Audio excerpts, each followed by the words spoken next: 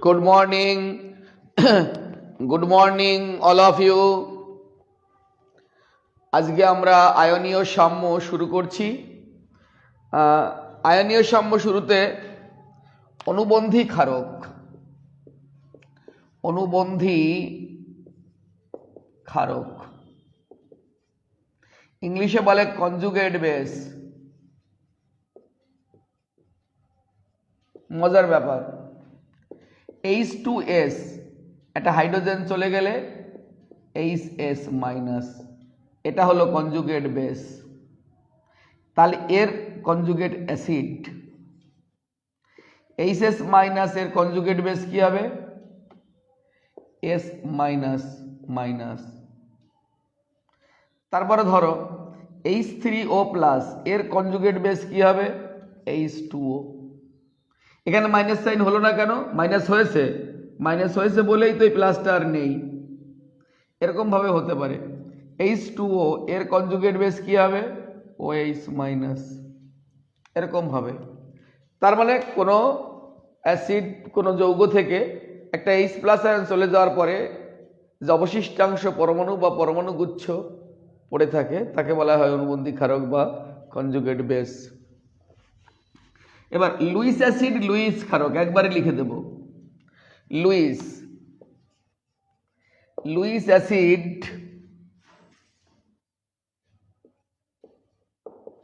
Luis acid. আবার পাশে লিখলাম লুইস ক্ষারক, লুইস ক্ষারক। লুইস অ্যাসিড মানে AEG, অ্যাসিড ইলেকট্রন গ্রহণ করে।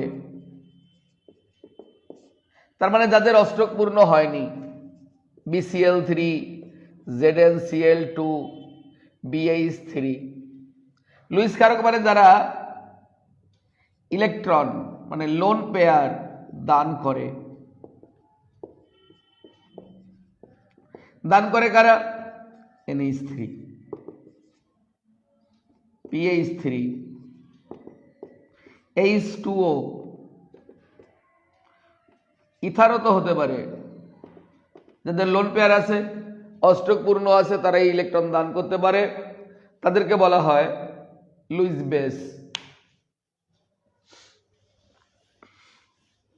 নেক্সট, ব্রনস্টেড বা প্রোটনীয় ধারণা। ব্রনস্টেড বা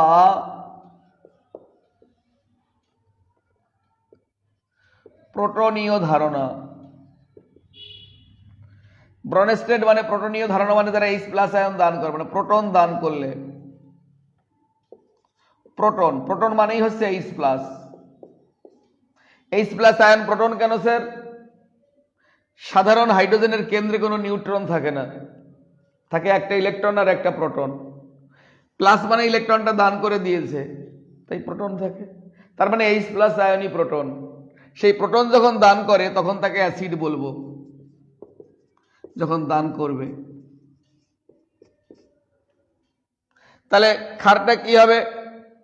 প্রোটন যখন গ্রহণ করে, কেউ যখন H প্লাস আয়ন গ্রহণ করে, H প্লাস আয়ন গ্রহণ করে, কে গ্রহণ করবে? যে আয়নে রয়েছে, ভেঙে নেগেটিভ রয়েছে, সেই তো একটা H প্লাস গ্রহণ করবে। এটা হয়ে গেল। এই ধারণাটা নিয়ে H প্লাস আয়ন যেহেতু প্রোটন, তাই আর্হেনিয়াস চালাকি করলো। আর্হেনিয়াস উনি এসে বললেন যারা H প্লাস আয়ন দান করে, একই তো, যে প্রোটন দান করা মানে তো H প্লাস, ও তখন H প্লাস আয়ন দান করে বলল, এটা অ্যাসিড। আর যে OH মাইনাস দান করে সে ক্ষার। H প্লাস আয়ন দান করলে অ্যাসিড, OH মাইনাস দান করলে ক্ষার। NaOH, KOH etcetera. তাহলে আমরা Brønsted লাউরি concept, Luis concept, প্রোটনীয় concept এবং সবশেষে আর্হেনিয়াস তার কনসেপ্ট আমরা আলোচনা করলাম। আজকে আমরা পড়ব অসওয়াল্ডের লঘুকরণ সূত্র।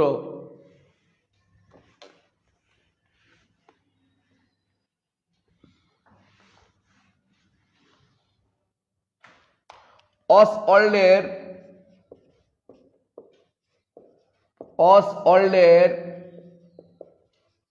লঘুকরণ সূত্র। অসওয়াল্ড বলেছিলেন আলফা প্রপোর্শনাল টু 1/√c।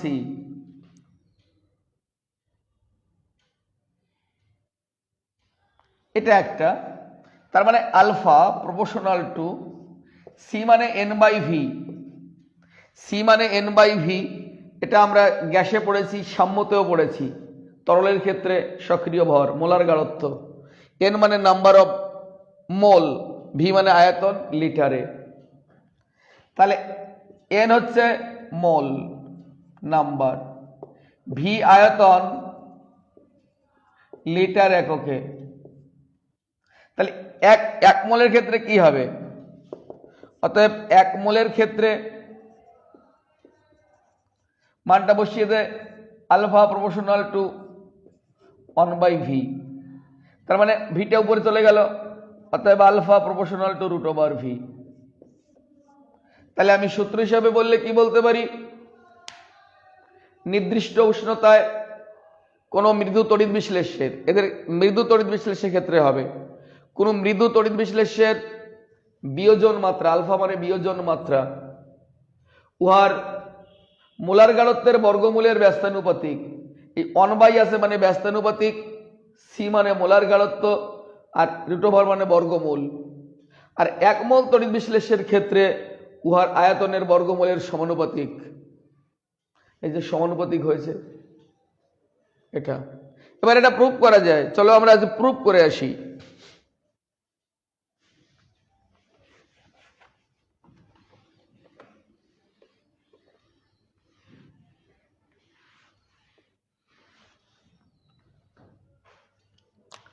ধরি নির্দিষ্ট উষ্ণতায় সি মোল পার লিটার গাঢ়ত্বের CH3COOH বিয়োজিত হয়ে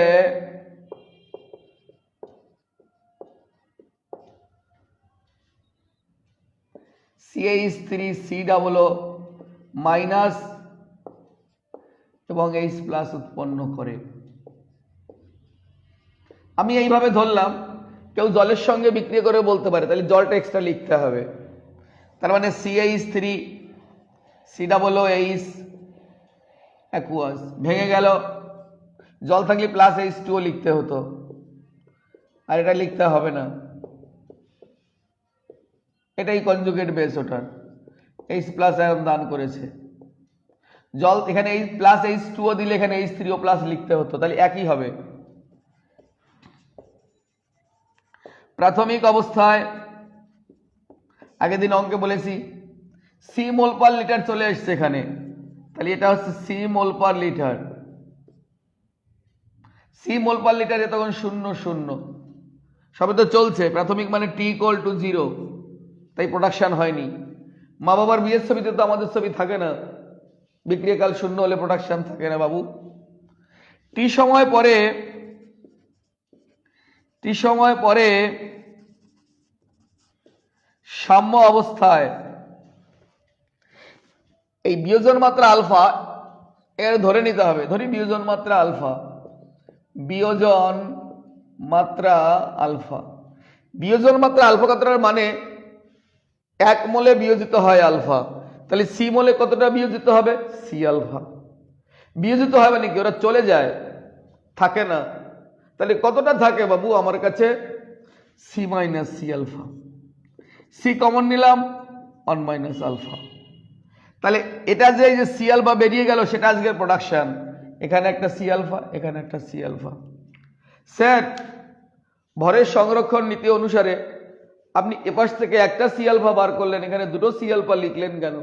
বাবুরে একটা 100 টাকার নোট খুচরো করলে আমি দুটো 50 টাকার নোট পেতে পারি তো। এখানে সি আলফা হচ্ছে CH3COOH পুরো গোটাটা, আর এখানে সি আলফা হচ্ছে অর্ধেক অর্ধেক ভাগ হয়ে গেছে। তার মানে আমি একটা 100 টাকার নোট খুচরো করলে আমি দুটো 50 টাকার নোট পেতে পারি। এগুলো ভাবতে হবে।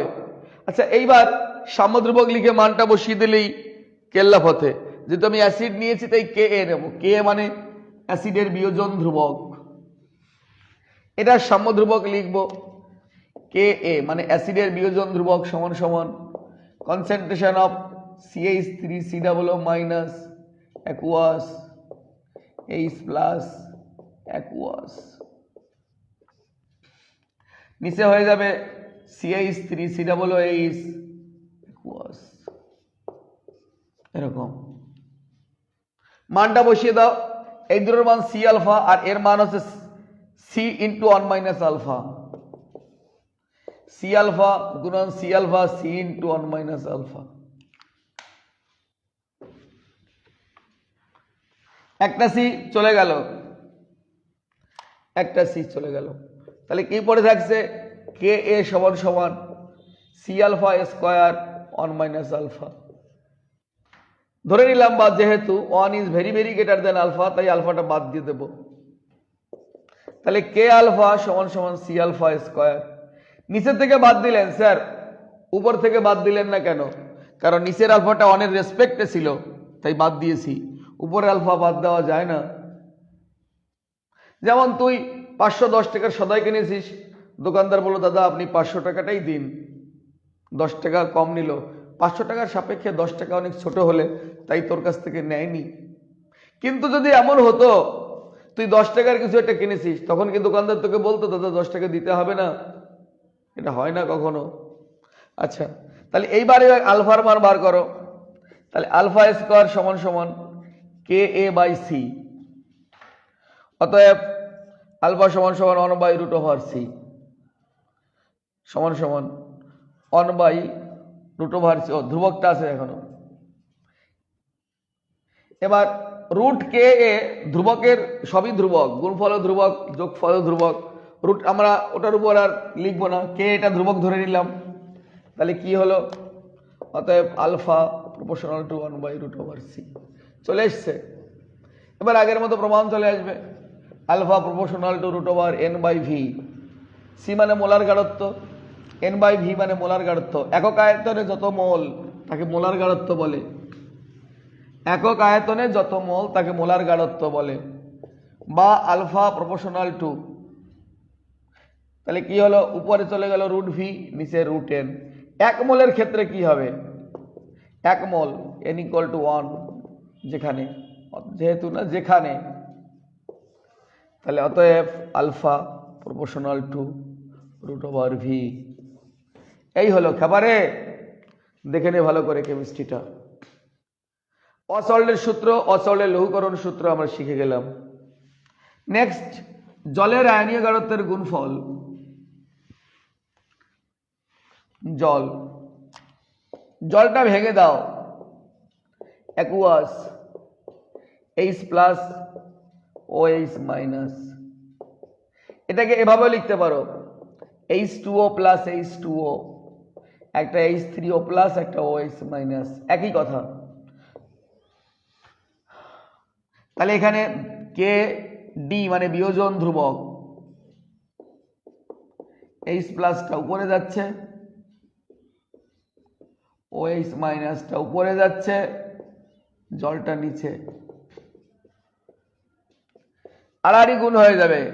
কেডি মানে জলের ডিগ্রি বিয়োজন ধ্রুবক, জলের বিয়োজন ধ্রুবক। তাহলে কেডি ইন্টু কনসেন্ট্রেশন অফ সমান সমান H plus aqueous OH minus aqueous. এটাকে লেখা হয় কে ডাব্লু।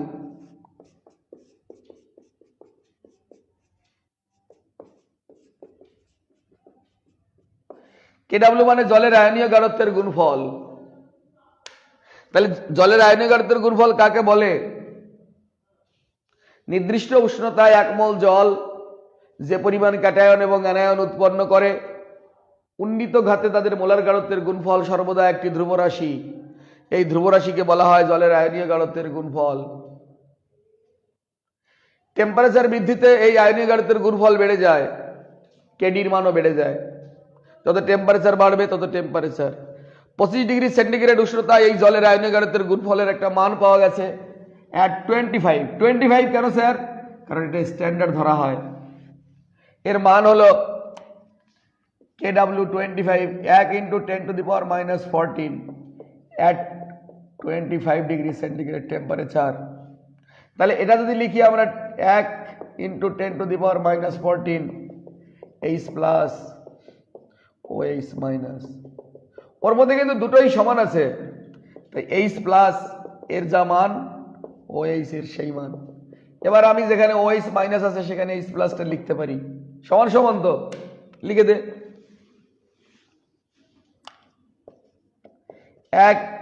1 × 10⁻⁻14 সমান সমান H প্লাস আর একটা H প্লাস, মানটা বসিয়ে দিয়েছি এই মানটা এখানে। তাহলে H প্লাস অ্যাকুয়াস, প্রত্যেকের ফেজ অ্যাকুয়াস, এটা দিতে হবে স্কয়ার 10⁻⁻14, অতএব concentration of H plus aqueous সমান সমান 10⁻⁻7। বর্গমূল করা হয়েছে, এটা বর্গমূল করলে 7 হয়। এবার আমরা এখান থেকে পিএইচ লিখব। পিএইচ এর একটা ডেফিনেশন আছে। পিএইচ মানে হলো minus log concentration of H plus ion aqueous. POH মানে হলো minus log concentration of OH minus aqueous. তাই আমি উভয় পক্ষে মাইনাস লগ নেব। তাহলে উভয় পক্ষে মাইনাস লগ নিয়ে পাই। উভয় পক্ষে মাইনাস লগ নিলে কি হবে? Minus log H plus aqueous সমান সমান মাইনাস লগ 10⁻⁻7, বা এটা মানে হচ্ছে পিএইচ আর এটা মানে হচ্ছে 7। তাহলে অনুরূপভাবে যদি আমি করতাম রূপের সমীপে অনুরূপে যদি আমি করতাম তাহলে POH সমান সমান 7। দেয়ারফর জলের ক্ষেত্রে PH, এটা পৃথিবীর সেরা ফর্মুলা আমি মনে করি। কেন স্যার? প্রত্যেকটা মানুষের মধ্যে ভালো মেন্টালিটি আর খারাপ মেন্টালিটির যোগফল কনস্ট্যান্ট।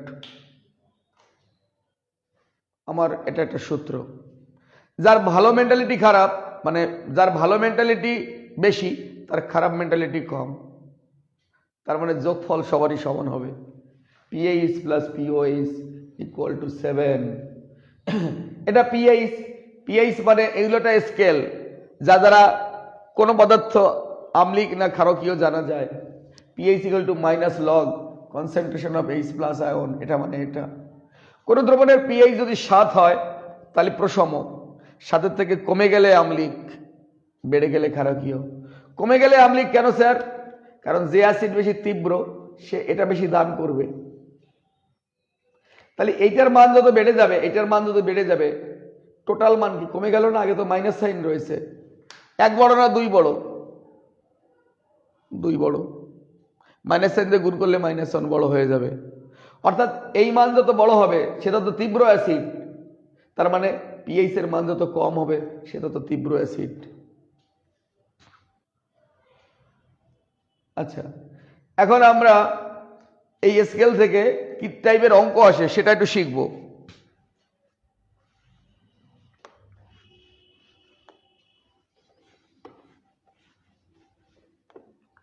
প্রথমে হচ্ছে খুব তীব্র অ্যাসিড বা ক্ষারের ক্ষেত্রে।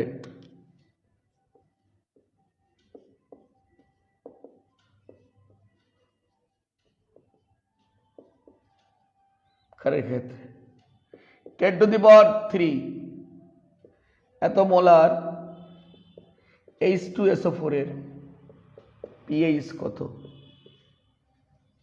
H2SO4 কে ভেঙে দিলাম, 2H plus SO4 minus minus. এটার মান দিয়েছে ওরা 10⁻⁻3, তাহলে এটা 2 গুণ হয়ে যাবে, পেয়ে গেলাম H প্লাস। এবার PH সমান সমান minus log concentration of H plus ion, third bracket, মানটা বসিয়ে দাও। হয়ে গেল। যদি এটা ক্ষার হতো তাহলে কেমন হতো? ক্যালকুলেশন করতে হবে, এখানে উত্তর লিখলে হবে না, ক্যালকুলেশন করতে হবে। আচ্ছা, যদি ক্ষার হতো 10⁻³ সোডিয়াম হাইড্রোক্সাইডের পিএইচ কত? প্রথমে এটা আবার ভেঙে দেব, না ভাঙলে হবে না। Na+ OH- aqueous 10⁻³ সমানই হচ্ছে। তার ভাঙার কি দরকার ছিল? এখান থেকে পিএইচ চাইছে, কিন্তু আমি প্রথম POH বার করব আগে, -log কনসেন্ট্রেশন হবে, একবারই বসিয়ে দিয়েছি, না লিখেই বসাই, তাড়াহুড়ো কি আছে।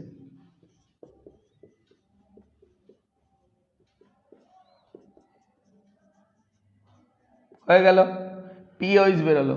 এবার সূত্র আমরা কি জানি? PH প্লাস POH = 7, 7 না তো 14। এইবার এই POH এর মানটা এখানে বসাবি। ধর এই মানটা ক্যালকুলেশন করে x এসছে, এটা আমরা জানি। -3 বসে গেল, প্লাস হয়ে গেল, মাইনাস হয়েছে +3, log 10 মানে 1, মানে 3 বেরোবে। তাহলে এখানে বসিয়ে দেবে মানটা, PH প্লাস 3 = 14। দেয়ারফর PH এর মান 3টে বিয়োগ হয়ে যাবে, বসে গেলে 11। PH এর মান অনেক বেশি বেরিয়ে গেছে 7 থেকে, এটা ক্ষারীয় দ্রবণ আছে, এই দেখ ক্ষার, এটা দেখতে পাচ্ছিস। ক্যাটাগরি 1 গেল, এবার ক্যাটাগরি 2।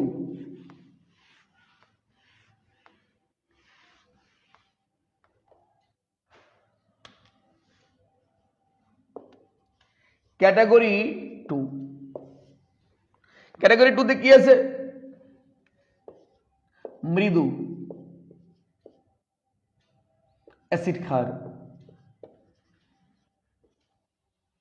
CH3COOH 2 নরমাল, এর পিএইচ কত? কে এর মান দিয়ে দিয়েছে 2 × 10⁵। প্রথমে নর্মালিটিকে মোলারিটিতে নিতে হবে। তাহলে মোলার মাত্রা সমান সমান নর্মাল মাত্রা ভাগ, হয় অম্লগ্রাহিতা না হয় ক্ষারগ্রাহিতা, না হয় ক্যাটায়ন বা অ্যানায়নের মোট চার্জ লবণ হলে। এখানে একটা H দান করতে পারে, তাই নর্মাল মাত্রা 2, 1 ডিভাইডেড একই হবে, এটা মোলার 1 বেরিয়েছে। এইবার আলফার মান, আলফা = √KA/C।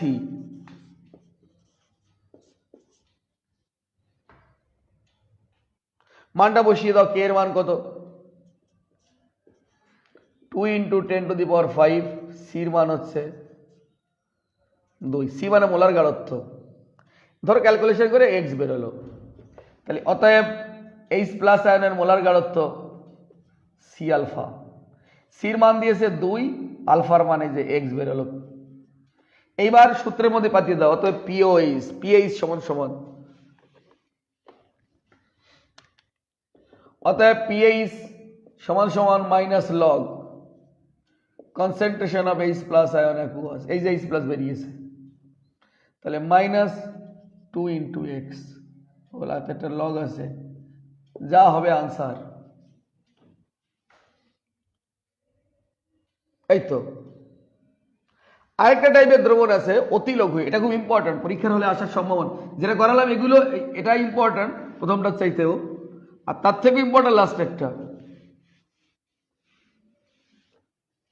সেটা হচ্ছে অতি লঘু।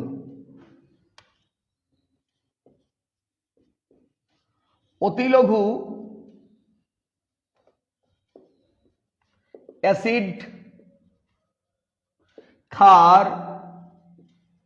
দ্রবণের ক্ষেত্রে অতি লঘু কারা? 10⁻⁷ বা তার চাইতে ছোট, 10⁻⁸, 10⁻⁻10, এইগুলো অতি লঘু। তাহলে আসলো একবার এটা বড় করে দিই, 10⁻⁸ এত নর্মাল NaOH এর পিএইচ কত, সবকটা ফ্যাক্টর দিয়ে দিয়েছি এটার মধ্যে। প্রথমে নর্মাল থেকে মোলারিটি আনবো, আনো। তাহলে মোলারিটি নর্মাল মাত্রা বাই, এটা ক্ষার আছে তাই অম্লগ্রাহিত, অম্লগ্রাহিত মানে যতগুলো OH দান করতে পারে, এখানে একটা OH আছে, দেখো একটা OH যে এক, তার মানে এটাই আসছে, হয়ে গেল মোলারিটি। আচ্ছা, তাহলে এবার আবার যে দেবে তাকে ভাঙবো আমরা, NaOH ভেঙে দাও, Na+OH-, এটা যদি 10⁻⁸ হয়, এটা হবে 10⁻⁸, এর আগে এক গুণিতক, এর আগে এক গুণিতক, এটা একটা হলে এটা একটা, যা হবে তাই হবে। তাহলে আমরা OH এর এটা পেয়ে গেলাম। এবার POH বার করো, POH বার করো, কত হবে মাইনাস। POH বার করার আগে এখানে একটা জিনিস আছে, দ্রবণটা যে অতি লঘু, অতি লঘু, অতি লঘু দ্রবণ, এমন মিলেমিশে একাকার হয়ে গেছে, জল আর ক্ষার মিশে গেছে, তাই এর সঙ্গে জলের থেকে যে OH- পাওয়া যায় সেটা যোগ করতে হবে। তাই মোট OH- ইকুয়াল টু 10⁻⁸, এটা এখান থেকে পাওয়া গেছে, আর জল থেকে পাওয়া যাবে 10⁻⁷। এবার যোগ করো, জলেরটা মিলেমিশে একাকার হয়ে গেছে, 10⁻⁷, এটা হবে 10⁻⁻1 + 1, এটা 0.1, তার মানে 1.1 × 10⁻⁷। এবার POH বার করো, POH বার করলে কত হবে, POH minus log concentration of OH minus log